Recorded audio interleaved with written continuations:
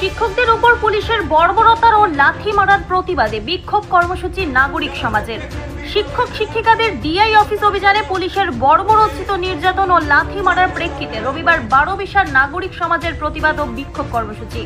আলিপুরদুয়ার জেলার বারোবিশার চৌপতিতে বিকেলে শিক্ষক শিক্ষিকারা সহ শিক্ষাকর্মীরা একত্রিত হয়ে কালো ফিতার ব্যাচ ও গলায় প্ল্যাকার্ড ঝুলিয়ে বারোবিশার চৌপতি সংলগ্ন বিভিন্ন এলাকায় খালি পায়ে হেঁটে মিছিল করে পদযাত্রা করেন।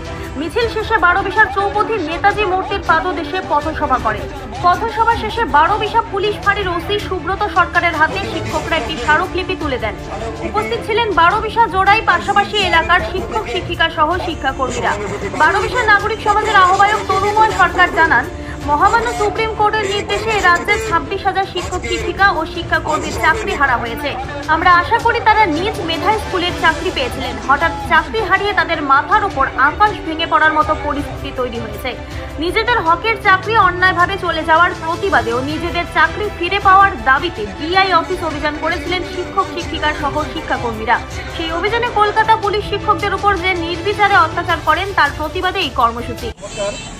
আমরা বারোবিশার শিক্ষক শিক্ষাকর্মী নাগরিক সমাজ এর পক্ষ থেকে আজকে আমরা বারোবিশার চৌপতি নেতাজি মূর্তির পাদদেশে সকলে সমবেত হয়েছি এই কারণেই যে গত 3রা এপ্রিল মহামান্য সুপ্রিম কোর্টের নির্দেশে 26,000 2016 সালে নিয়োগ স্কুল সার্ভিস কমিশনের মাধ্যমে নিয়োগপ্রাপ্ত 26,000 শিক্ষকের চাকরি চলে যায়।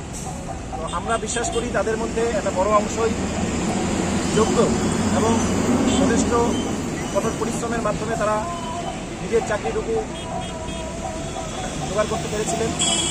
তো এবং গত 9ই এপ্রিল তারা এই চাকরিহারারা বিভিন্ন কয়েক দফা দাবি নিয়ে জেলার প্রতিটি জেলার ডিআই অফিস অভিযান করেন এবং সেই অভিযানে রাজ্য পুলিশ, কলকাতা পুলিশ এবং সেই সাথে রাজ্য পুলিশ নির্মমভাবে তাদের উপর অত্যাচার, লাঠিপেটা এবং লাঠি পর্যন্ত মারেন। তো আমরা জানি শিক্ষকরা হচ্ছে জাতির মেরুদণ্ড, teachers are the backbone of the nation. কিন্তু আজকে প্রতিটি যোগ্য শিক্ষকের জন্য আমাদের সহমর্মিতা রয়েছে, তাদের জন্য আমাদের যথেষ্ট হৃদয় কেঁপে ওঠে।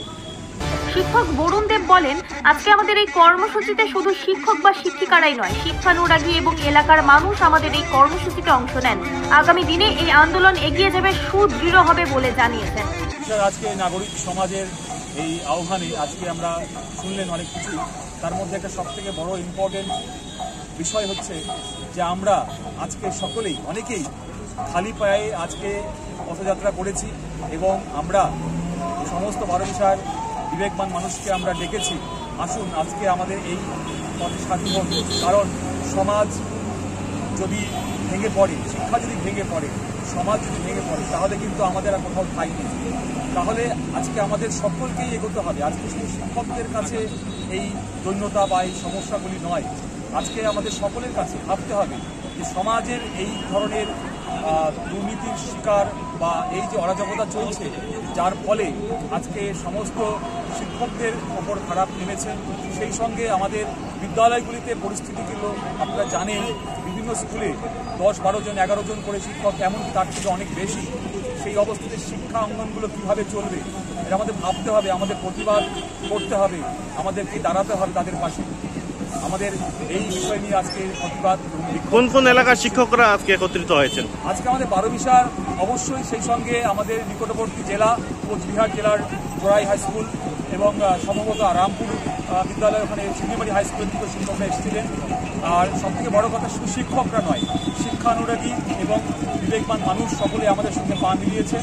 আগামীতে আরও এই আন্দোলন আরও এগিয়ে যাবে, আরও সুদৃঢ় হবে এবং আমরা এই আওয়াজকে আরও বৃহত্তর অর্থে। আলিপুরদুয়ার থেকে অমল বর্মনের রিপোর্ট, আমাদের টিভি। মানছি না, মানব না। শিক্ষা বাঁচান সকলে, সমাজ বাঁচান সকলে।